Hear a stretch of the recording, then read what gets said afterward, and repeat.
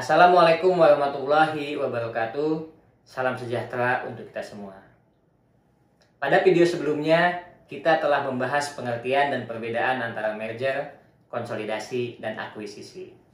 Kali ini, kita akan bahas tujuan dan syarat terjadinya merger.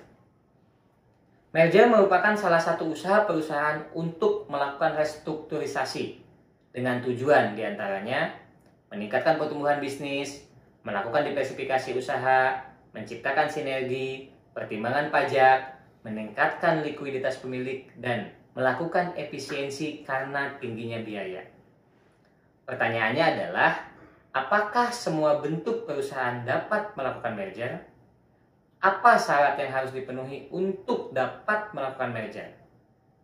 Jika kita merujuk kepada undang-undang dan peraturan yang menyebutkan perihal merger, yaitu Undang-Undang Nomor 40 Tahun 2007 tentang perseroan terbatas dan Peraturan Pemerintah Nomor 27 Tahun 98 tentang penggabungan, peleburan, dan pengambil alihan perseroan terbatas, disebutkan ada dua syarat yang harus dipenuhi jika perusahaan akan melakukan merger.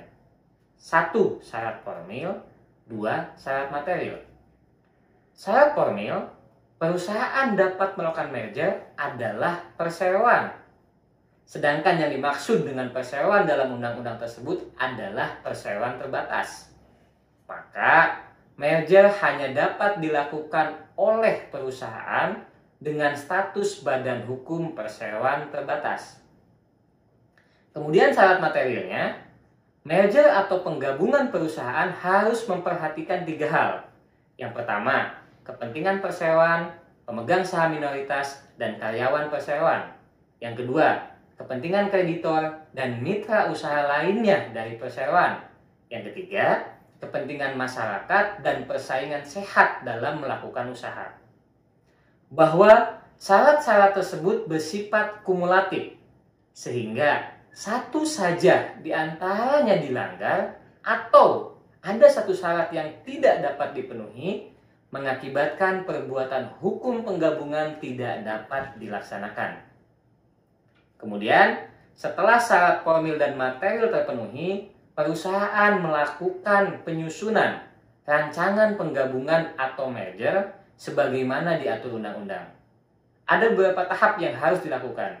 Di antaranya adalah melakukan uji tuntas atau due diligence baik dari aspek hukum atau aspek legal maupun aspek bisnis. Tujuannya adalah untuk menilai keadaan keuangan dan mitigasi risiko bisnis terkait dengan langkah merger ke depan, serta mengetahui potensi masalah apa yang akan dihadapi ketika proses atau prosedur merger dilaksanakan, termasuk jika terdapat aspek atau proses hukum yang masih berjalan. Misalnya, apakah ada perjanjian usaha yang diduga melanggar undang-undang dan ketentuan yang berlaku? Kemudian, apakah perjanjian tersebut sedang diselidiki oleh aparat penegak hukum? Selain itu, perusahaan juga harus melakukan valuasi terhadap aset dan statusnya. Apakah semua aset telah jelas statusnya? Adakah aset yang masih belum dikelola karena menunggu proses hukum? Hal-hal tersebut harus diselesaikan terlebih dahulu jika perusahaan akan melakukan merger sehingga tidak menimbulkan permasalahan hukum berikutnya di kemudian hari. Selain aspek hukum dan aspek bisnis, aspek ketenagakerjaan juga harus menjadi fokus penting dalam due diligence. Bagaimana kepentingan pekerja terlindungi? Nantikan dalam video berikutnya. Wassalamualaikum warahmatullahi wabarakatuh. SPJ ICT bersatu sejahtera.